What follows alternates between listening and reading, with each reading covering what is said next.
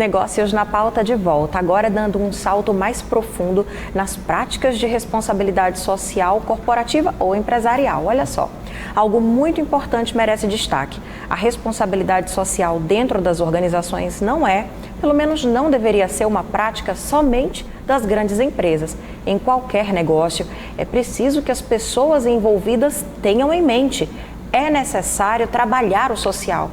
Bom, Arthur, isso nem é uma opinião aqui não. É o que revelam diversos estudos sobre o tema. Exatamente, Dalva. Diversas pesquisas apontam isso. Uma delas, da MRD Consult, empresa especializada em gestão, revela que a responsabilidade social abrange diversos pontos. Não apenas as pessoas em si. Tem o capital humano, propriamente dito, tem o treinamento das forças de trabalho, as relações e as condições de trabalho, e a diversidade e a inclusão, que nós aqui até já falamos em outra edição do programa. E a questão da privacidade e da segurança de dados. Então, voltamos a falar aqui com nossos convidados, o Domingos Reis e o Daci Fontes. Bem, se falou a questão aí das pequenas e médias empresas, né? Na verdade, dentro de organizações pequenas, como é que vocês veem? A Alumar é uma associação de grandes multinacionais, o Daci é proprietário de uma média empresa, acho que é média empresa, né, Daci? Como é que vocês veem? Dá para fazer isso, gente? Dá para ter essa preocupação? Tem tanta preocupação para o empresário pequeno? Eu vou falar, Daci, depois você complementa. Eu vejo assim, a Alumar, ela na verdade, ela tem um programa nosso, inclusive a gente tem um programa que chama o RAM, a Rede de Ajuda Mútua. Essa rede de ajuda mútua, não é só a Alumar que participa, tem uma série de outros colaboradores e fornecedores que são pequenas empresas, onde a gente está junto.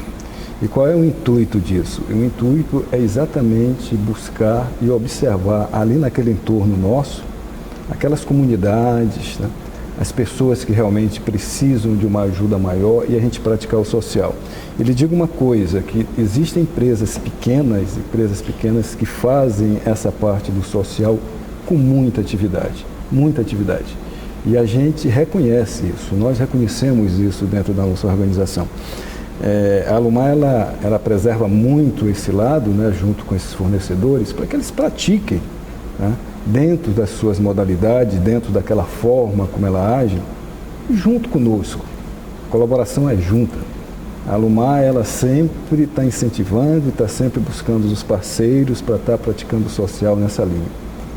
E recentemente, com essa pandemia que nós estamos passando, esse momento diferenciado que nós estamos passando, a gente observa essas empresas, as pequenas empresas, praticando isso dentro da sua organização, da forma que realmente compete. E quando traz isso para dentro dos funcionários, dos colaboradores, isso traz um crescimento muito grande. E a gente olha isso com reconhecimento profundo, né? Um grande reconhecimento. Então essa rede de ajuda mútua está focada nisso. E com pequenas empresas, tá, que ficam sempre colaborando junto conosco. Bem, há uma certa crítica no mercado, né? Eu volto a falar sobre esse ponto. De que essa tratativa, né, esse discurso, muitas vezes é mercadológico, né? Às vezes, principalmente companhias de capital aberto, é um discurso mercadológico, mas às vezes conflito com os interesses dos acionistas, como que, por exemplo, maximizar lucros. E aí tem algumas empresas que praticam turnovers com frequência para redução de folhas salariais e ao mesmo tempo tem um discurso de prática social. Como é que vocês veem isso, esse conflito de atitudes, Daci? Olha, eu até queria voltar um pouquinho, né, para complementar o Domingos e dizer que, né, eu vim aqui preparado, né, dizer que essas empresas aqui, por exemplo, né, e não são só essas, foram mais essas aqui também, né, e também... Ou seja, são todas do ICE? Essas empresas estão aqui no livro de 10 anos do ICE, né? Lições do Oleiro. Pode mostrar ali. Né? Lições do Oleiro, que foi o livro de 10 anos e nós estamos agora planejando um livro de 20 anos, né? Legal. E vamos buscar aí viabilizar a sua confecção.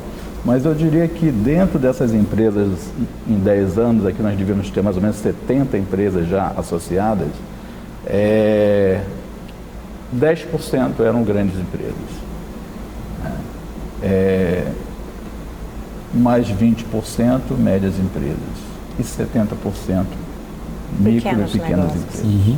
Isso quer dizer, né, confirmando, ratificando o que o Domingos disse, as empresas pequenas elas têm uma vontade muito grande, elas contribuem, né, de uma forma expressiva, né, em projetos dessa natureza. Que legal. E elas incorporaram de fato, né, a prática da RSE.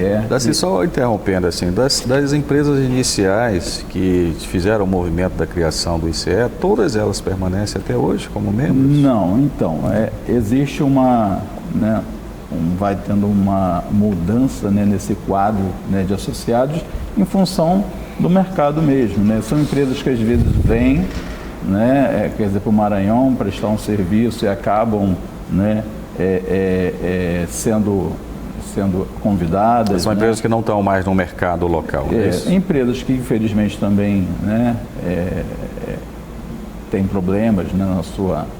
a gente sabe que muitas empresas que abrem, né, micro e pequenos acabam tendo aí uma vida de 2 anos, né, às vezes 5 anos, então tem essa rotatividade. Mas, assim, muitas empresas que estão até hoje iniciaram o ICE.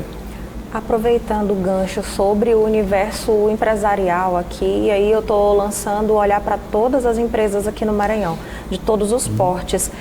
A pandemia mexeu com muitos dos nossos conceitos, mexeu com muitas das nossas prioridades. Então eu pergunto aqui o que de fato, na visão de vocês, o Domingos, falando especificamente sobre o que aconteceu ali naquele ambiente organizacional da Alumar, o Darcy com essa visão macro das empresas que estão ali associadas ao ICE, vocês viram acontecer diante da pandemia? De repente se reforçou a necessidade de um olhar mais preocupado com as questões sociais, uma vez que a crise sanitária vem, olha para a gente e diz, isso tudo aqui poderia ser evitado de alguma maneira, de alguma forma? O que vocês pensam? Puxa, Dalva, olha, eu até comentei rapidamente no início sobre isso. A pandemia, na verdade, ela mudou e mudou muito os conceitos e a forma da gente trabalhar. É lógico que o ser humano, né, as empresas, elas têm um poder muito grande de fazer as coisas diferentes e se adequar a isso. E eu me refiro à Alumar assim com um orgulho imenso dessa empresa, um orgulho imenso com relação a como nós nos comportamos com relação a essa pandemia. A forma como nós nos dedicamos à parte dos nossos colaboradores, a forma como nós orientamos com relação à sua saúde, o seu bem-estar, e não só com eles, com a família deles. Eu me refiro à Alumar, mas sei que grandes empresas e outras pequenas e médias empresas também fizeram e estão fazendo da mesma forma.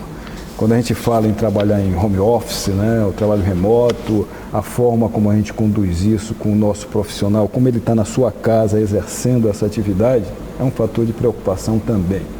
Muitas das vezes esse trabalhador, esse colaborador, ele precisa de uma estrutura, ele precisa de uma atenção para exercer essa atividade. E a gente nós olhamos isso de uma forma que realmente agregue esse valor para o colaborador, que ele possa se sentir bem e produzir bem.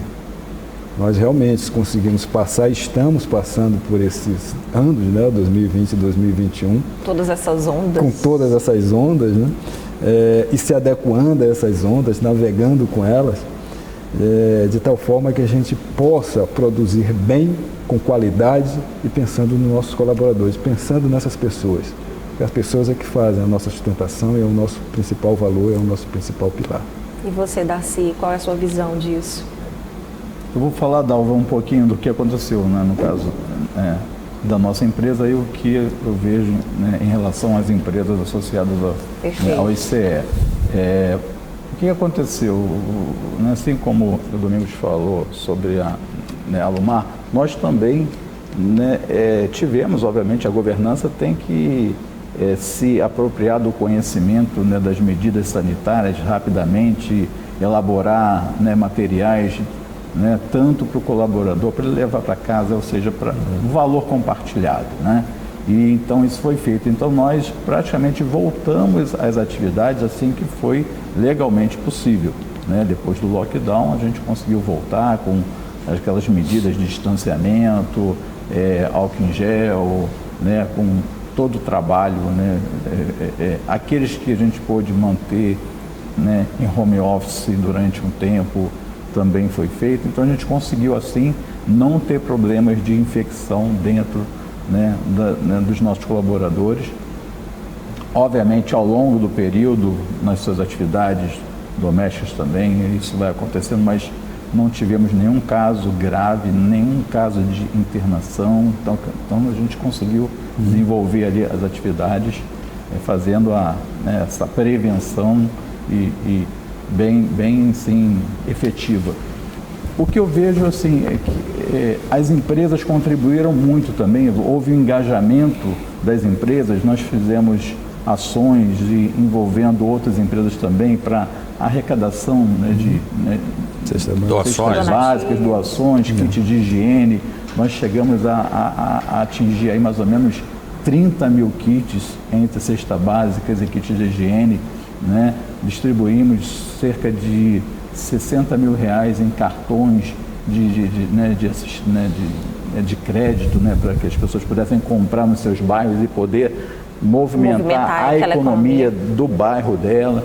Então, assim, a gente conseguiu, né, junto com outras empresas, né, desenvolver esses trabalhos. Então, isso mostra, né, que o empresário ele tem essa aproximação também da comunidade. Eu acho que até sem tirar o mérito das grandes empresas, mas às vezes a empresa menorzinha ela tem mais ela está mais enfronhada ali na comunidade, e isso consegue fluir de uma forma rápida, né? Bem espontânea, bem genuíno mesmo.